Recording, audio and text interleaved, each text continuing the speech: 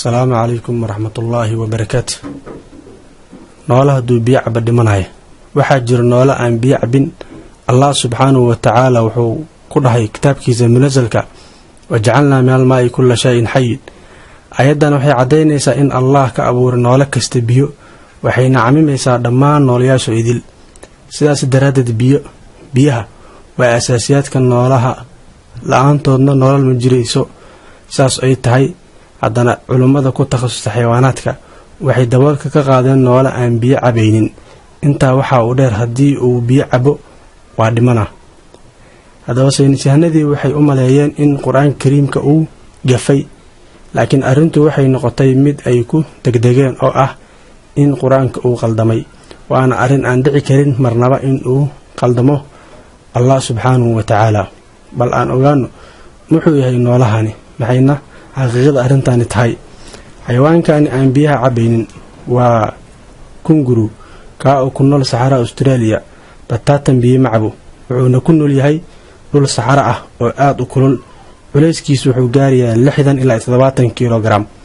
saynisyahanadii ayaa xayawaankan yar tijaabo ku sameeyay waxayna geeyeen xarun lagu xanaaneeyo duurjoogta waxayna isku dayeen in ay biyo siiyaan natiijadana waxay noqotay in uu dhinto kangurugii.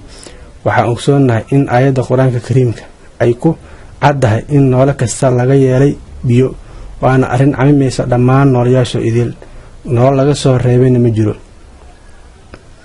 mar haddii xaaladda sidaasi tahay sidee isu waafaqay aayadda iyo noolahan yar arrintiisa. saynisyahanadii waxay darseen qaabnololeedka xayawaankan yar ee lagu magacaabo kanguru waxayna ogaadeen in Allah uu ku abuuray caloosha noolahan yar mishiin u sameeyay biyaha.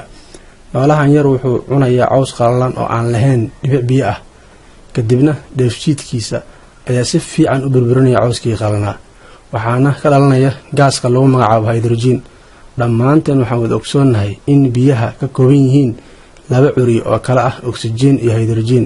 oxygentu wuxuu ka helayaa hawada mishiinkii Allah uu ku sameeyay calooshiisa wuxuu u sameynayaa biyo wuxuuna ugu sameeyay oxygentii uu ka helay hawada una soo martay habdhiska neefmareeka iyo hydrogentii uu ka helay cawskii qalnaa una soo martay dheefshiidka.